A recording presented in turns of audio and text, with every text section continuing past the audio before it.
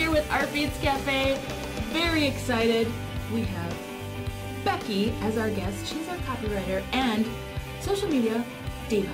I gave you that title, Becky. I hope you don't mind. It's not on her business cards yet.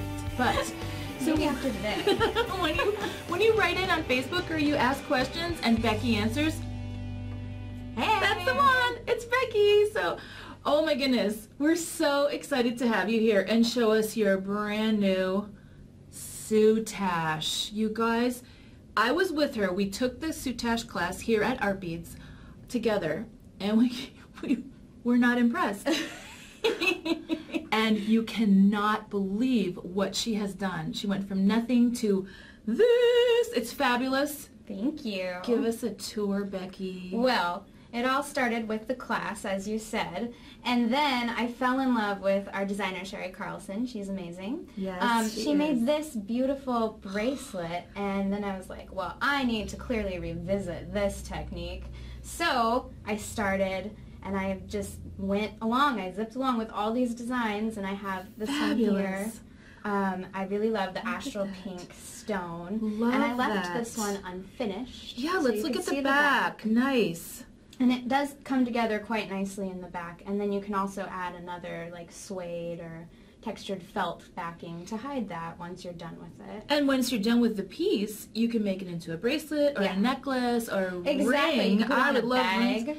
So shoes, cool. Anything. Headbands. I've seen you do headbands. I love headbands. Adorable. Headbands all day, yes. So gorgeous. And then I made a version of Sherry Carlson's Ebb and Flow necklace. Look at that. The burgundy version. Oh. And I added a seed bead dangle. I'm all about the dangles. They're never enough, right? Exactly.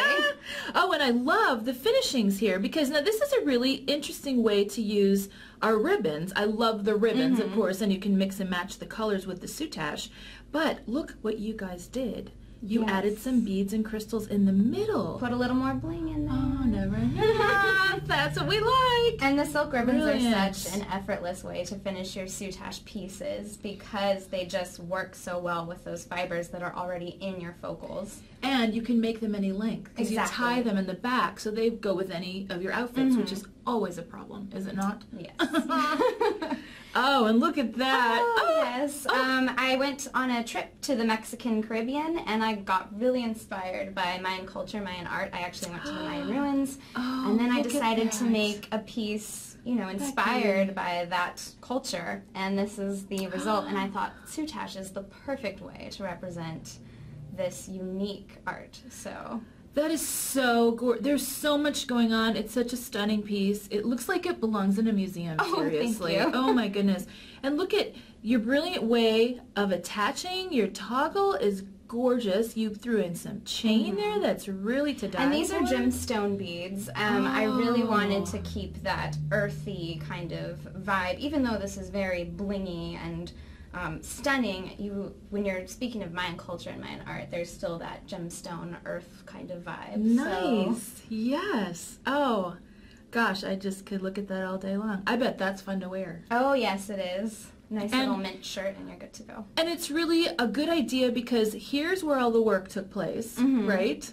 The rest of it is basic stringing. Exactly. Yeah. Nice. Oh, that's really pretty, Becky. Thank you. Oh, love it. And then this stunner over here. Yes. Oh, good grief. Well, I really love 1920s style, so I kind of took this in an Art Deco direction, and I really wanted to use the cup chain that we have. Gorgeous. And it really worked well in between those layers of Soutache. Soutache, when you're using Soutache, it's kind of like making a Soutache sandwich.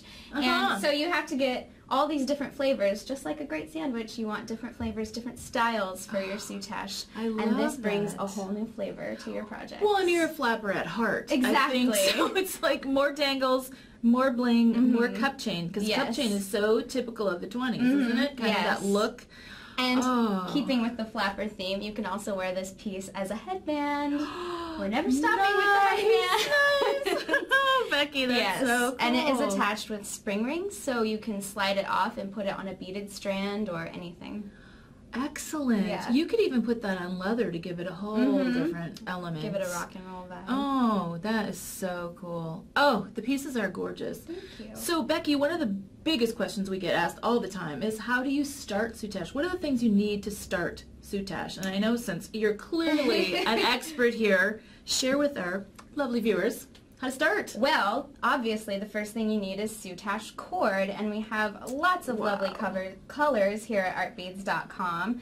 And this is just to give you an idea of how much you get. I used this black Soutache in this piece here and my necklace here, and I still have so much left over. You can't even tell that you used any. Oh, that's good to know. And when you're sewing with this, you want to make sure to get in the middle of the groove that's in each Soutache cord, because it's very important, especially with the metallic cord, because those are a little more, you need to be very exact, because these can fray easier than these. So precision is key.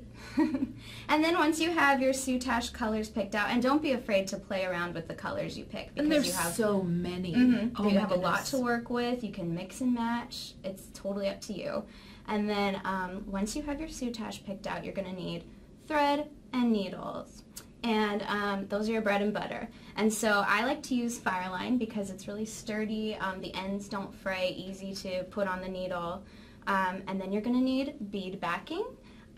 This is a stiff sort of felt that it really supports your designs, especially if you're working with cabochons and other elements. And it's got that stiffness, but it's also really easy to pierce with a needle because of the way the fibers are in there. So that's also really good. And then if you want more information about Soutache, we've got great books that'll give you guidance, give you techniques to use, and then you're on your way. And then one last tip.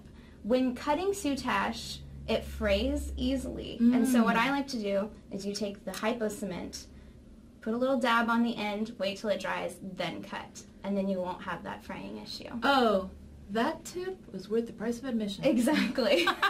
Oh, there's no admission, but still. Oh, because I know that's a huge problem. It frays and you cut it again, and it still frays, and you cut it again, so you can't. Oh, good to know. So the hypo cement will really make sure that that fraying stops.